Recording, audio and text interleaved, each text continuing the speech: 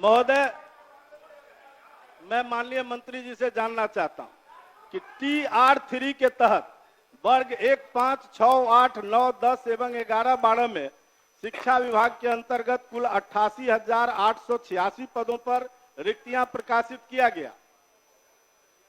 इसमें से महोदय मल्टीपल रिजल्ट जिसका आया है उसके बदले एक एक रिक्ति पर 2-2 रिजल्ट आ गया, 3-3 रिजल्ट आ गया। तो क्या उससे जो रिक्ति फिर बनी है उस रिक्ति के लिए महोदय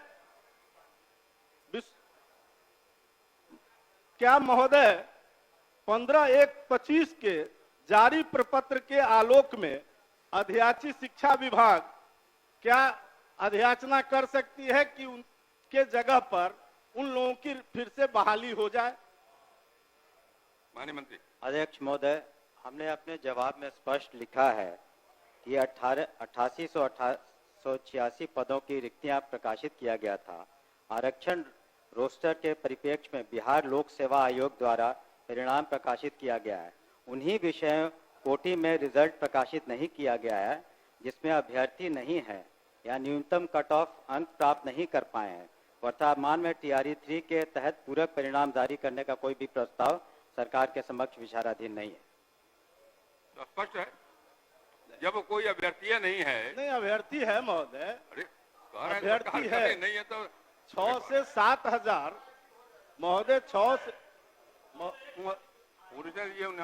महोदय 6 से 7 हजार तो ऐसे अभ्यर्थी हैं जिनका रिजेक्ट कर दिया गया और बाकी ऐसे अभ्यर्थी हैं महोदय। कट ऑफ मार्क्स नहीं आएगा तो क्या करेंगे? नहीं महोदय, ऐसे अभ्यर्थी हैं जिसके बारे में हम जानना चाहते हैं कि जिनके मल्टीपल रिजल्ट आ गए। मल्टीपल रिजल्ट आने के कारण उसमें से कई लोग छट गए, तो जो छठे जिस स्थान पर से उतनी रिक्ति फिर रह गई, उस रिक्ति पर लोक सेवा आयोग ने अध्याचना किया है कि शिक्षा विभाग अगर ये अध्याचना करे, उन्होंने अपने पत्र में स्पष्ट किया है, वो पत्र भी मेरे पास है महोदय, यही वो पत्र है, और उसने मांगा है कि अगर शिक्षा विभाग ये अध्याचना करे तो हम उस पर बहाली करने को तैयार हैं। तो क्या शिक्षा विभाग अध्याचना करना चाहती है? माननीय मंत्री। सीधा जवाब भी है कि तत्काल उस पर कोई हम लोग विचार नहीं कर रहे हैं। धन्यवाद। क्या बोलिए?